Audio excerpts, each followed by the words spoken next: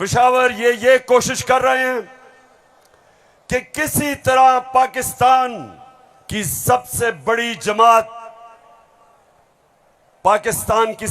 जमात, इसको किसी तरह पाकिस्तान की फौज से लड़ाया जाए।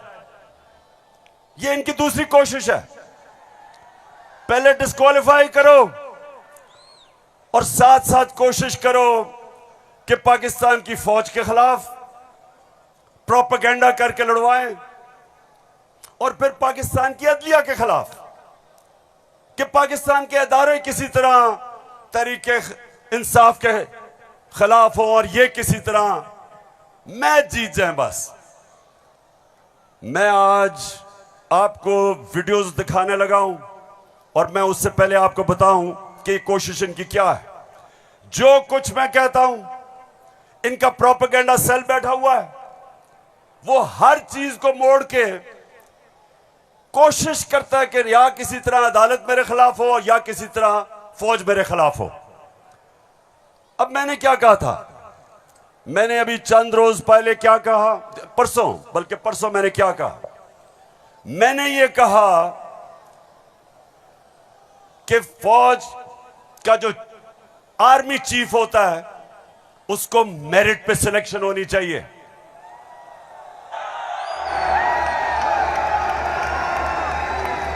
अब मुझे यह बताओ कि कोई भी किसी का खैर ख्वाह होता है, वो हमेशा चाहेगा अगर इदारा मजबूत करना है मेरिट पे सिलेक्शन हो।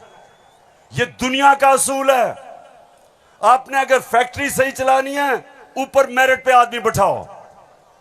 आपने अगर मुल्क को ऊपर लेके जाना है, क्रिकेट टीम अच्छी बनानी है, तो मेरिट के ऊपर सिलेक्शन हो।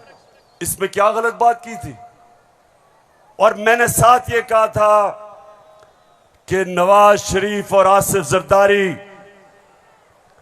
ये किसी सूरत इन दो डाकुओं को पाकिस्तान का आर्मी चीफ नहीं सिलेक्ट करना चाहिए।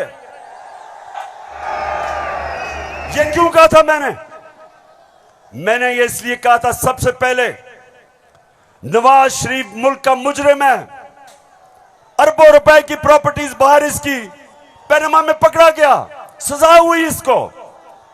झूठ बोल के मुल्क से बाहर भागा, मफरूर है।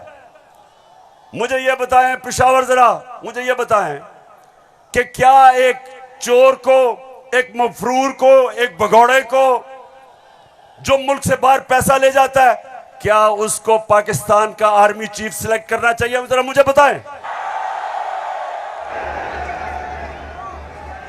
और इधर बात खत्म नहीं होती। दूसरी,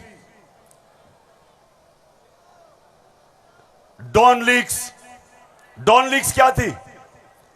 हिंदुस्तान पाकिस्तान की फौज को कह रहा था ये दहशतगर्दी कर रही है। हिंदुस्तान उस वक्त के पाकिस्तान के सिपा सलार रहील शरीफ को कह रहा था ये दहशतगर्दों का सरदार है। और डॉन लीग्स में क्या चीज सामने आती है? बजाय नवाज शरीफ और नून लीग अपनी फौज के साथ खड़े हो, वो हिंदुस्तान को पैगाम पहुंचाते हैं कि जी हम कुछ नहीं कर रहे, फौज सब कुछ कर रही है। अपने से फौज को अलग कर लिया। काठमांडू में सार्क मीटिंग में बरका दत्त किताब में लिखती है कि नवाज शरीफ छुप छुप के नरेंद्र मोदी को मिल रहा था अपनी फौज से डर के। और दूसरी तरफ आसिफ जरदारी, वो अमेरिकनों को कहता है, अपने अमेरिका में पाकिस्तान का एम्बेसडर हुसैन हक्कानी, वो जाके अमेरिकनों को, एडमिरल मलन को कहता है कि जनाब गवर्नमेंट को और जरदारी की गवर्नमेंट को पाकिस्तान की फौज से बचा लो। ये वो लोग हैं, बताओ मुझे, ये आर्मी चीफ सिलेक्ट कर सकते हैं? क्या हम इतने अहम ओहदे इन दोनों चोरों के हाथ में देंगे? नहीं देंगे। लेकिन तीसरी चीज,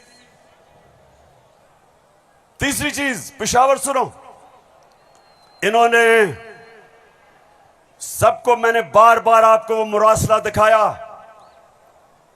जो अमरीकी अंडर सेक्रेटरी ने धमकी दी पाकिस्तान को, पाकिस्तान के एम्बेसडर असद मजीद को, कि अगर तुमने इमरान खान को ना हटाया तो पाकिस्तान को मुश्किलों का सामना करना पड़ेगा। और नो कॉन्फिडेंस मोशन में अभी टेबल नहीं हुई थी, तब वो धमकी देता है।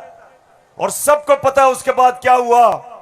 नो कॉन्फिडेंस आता है, चोरी के पैसे से मेंबर पार्लियामेंट खरीदे जाते हैं, करप्शन के पैसे से लोटे बनाए जाते हैं। और आपका भी एक बहुत बड़ा लोटा था। कौन लोटा था आपका? एक ही पख्तूनख्वा से लोटा आया और बहुत बड़ा लोटा था वो।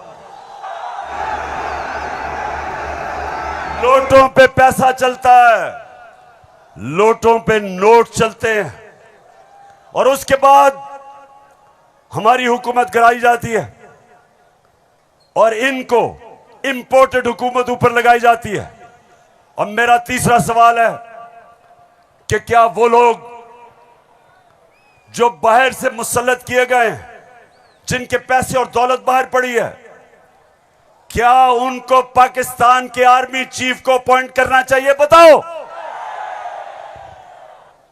तो मैंने ये कहा और कहते कि जनाब इमरान खान तो फौज के खिलाफ है।